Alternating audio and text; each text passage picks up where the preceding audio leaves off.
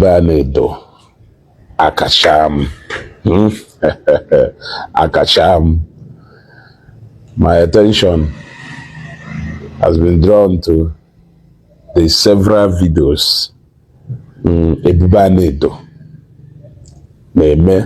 against the church, not just against the church, but against the body of Christ, Jesus Christ. Let me be specific. So after going through those videos, I get to the conclusion that Ebubanedo, my brother, you are an antichrist. You know, you are an antichrist, and it is very clear that you are an antichrist. When you say an antichrist, you know, when the issue of Akachaam happened, somebody like me, I got involved in the incident because of the late Senator Patrick Ifeanyi. That was an injustice being melted na the late Senator Ifeanyi, and it is a cause anybody standing for equity and justice must identify with, except if you are not being, except if you are being economical with the truth, because na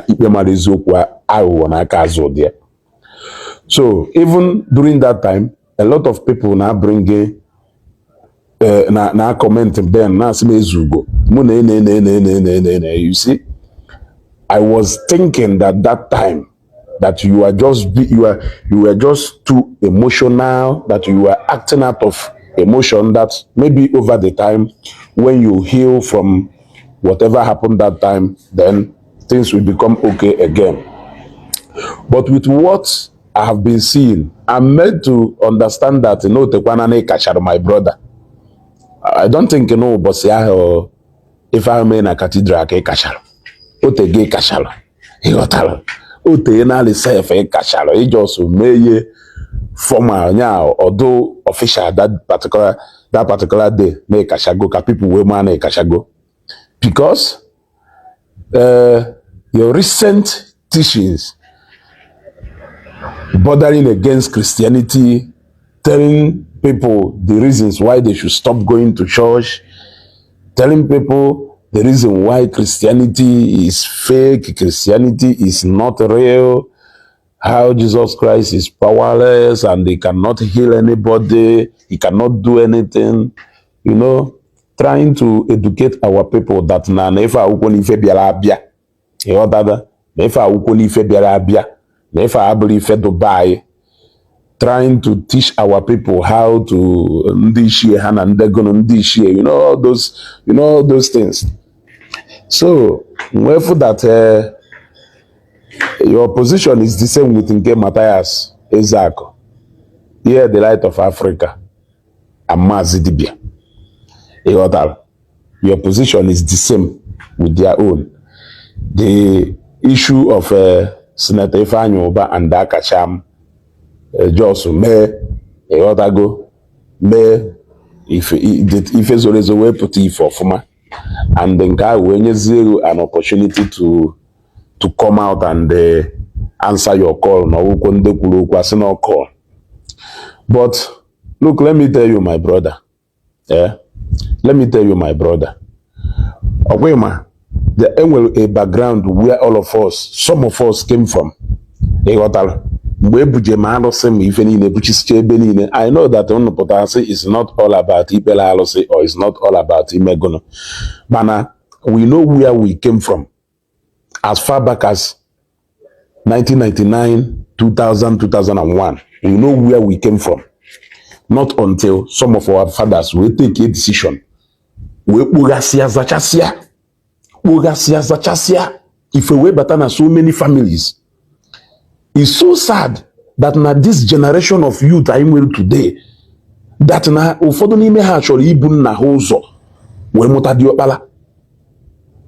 It's so sad that now some of the youth I will today, if I froni uneu kana funi unwe. It baffles me when I see onye nenondo, or I say I want to go back to the ways of my fathers. But your father, who a lady that no Your father who an evangelist. Your father who a church warden. Your father who a knight. Your mother, shiri mother nunuka. So, asere na nwata mwa nna ye amara na ndishi. So, which of the ways of your fathers do you want to go back to? When your father is alive, just like James, you, Ebubanedo, I think na nna ushi night nunuka. So, na nna ushi night nunuka, na nna ujorefa mbonondo. Why are you dragging his spirit back to Ifodolaju mbonondo? It's a question you need to ask yourself. I've told people over time, even if you want to stop going to, if the reason why you want to stop going to church is because heaven is not real, let us assume that the reason why you sure the year they joke will because now heaven is not real. Then gawoka because of the teachings of the Bible. Bible, anything we fed on job or and that is strictly to build our morals. That is why you for a lot of whom work at that. And it be a liaka, not dag liaka, because of whom unbokosi and wokosi. On a cana chok on na polo, umukulo bi na polo our people na pochi back to ebe our parents. Okoli as any nife, okay, ye dona na wefo. Nearly go the tallest of all Iroko trees. Nay fear. Don't you think that na then has here ba on napu wepota?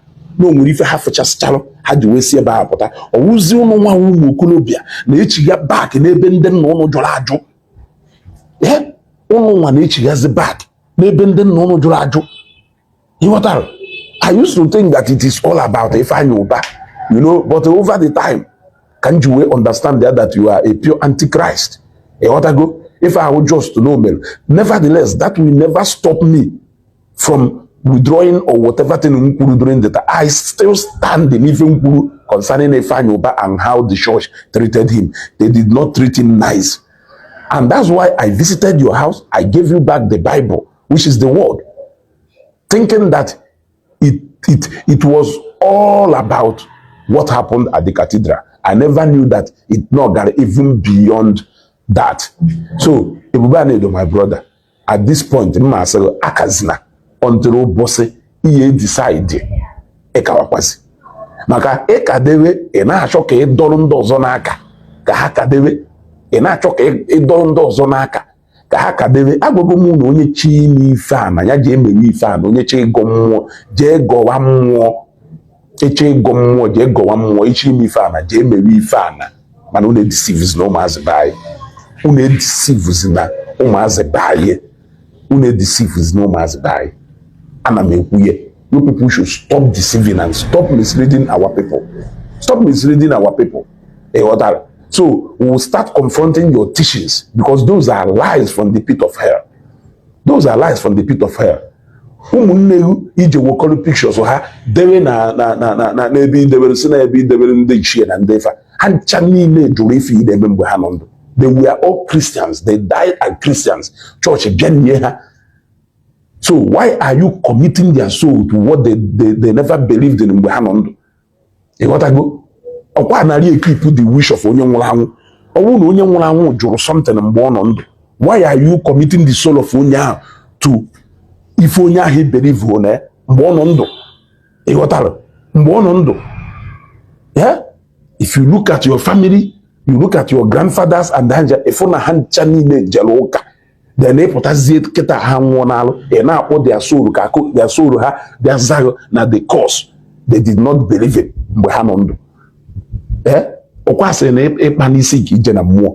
So at this point, my brother, akazina on the robust he decide the person shoreka. Kita come for na the reason he will kacha is not really because of injustice but because of na kacha bonus no need a opportunity here you will manifest we put openly na kacha. At this point, we'll confront your teachings. Aicho Matthias, Choi head, the Chohan Chanine, Chufusicha had today, Hachena speed ya had you webido, na Haye Wayland, the Ebehana land today. He had their Mopuna na WhatsApp group, Mazidi Apollo Denge, Mopuna Telegram, Sina Facebook, then Matthias is like, can a Bubegari those a Bubegari, but also emotion. You got to go. So, henceforth, we'll confront you the way I say I confront her. You got to go. When it comes to fighting for justice for the late Senator Ifeanyi Ubah, I will still be at the forefront. But okay, for the case of this Akachaam, my brother, Akazina,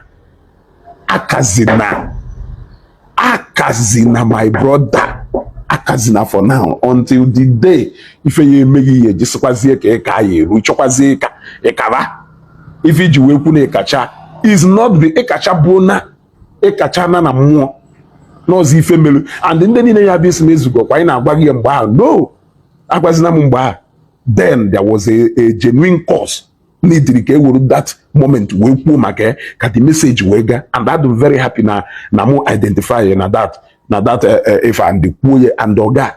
But this current one on emezi unu chi mi ife mu na eje mekwu na ife mu onye ji unu mebe kene lie ka ife bu unu na eje e got go mebe kene lie ka ife bu unu na eje man unu deceives na ndem mad.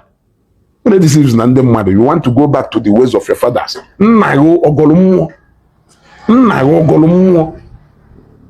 Onye agọghọ mmụọ wụ ndị ụka bịa tiara lo ya wee li ọnwụzi iburu eje gbabewe ofu ebe sini na-eje atọ ya ọkụkọ ife okweta ahụ mgbe ọ nọ ndụ ka ị chọrọ ibu kwasa mgbe ọ nwụrụ anwụ. I need to go back to the ways of your father. Which ways of my father's kesho campo? Can you tell me manya na nzu to busa wako na nna memeho. Ụfọdụ n'ime unu nna unu gọrọ mmụọ nna obinite jụ.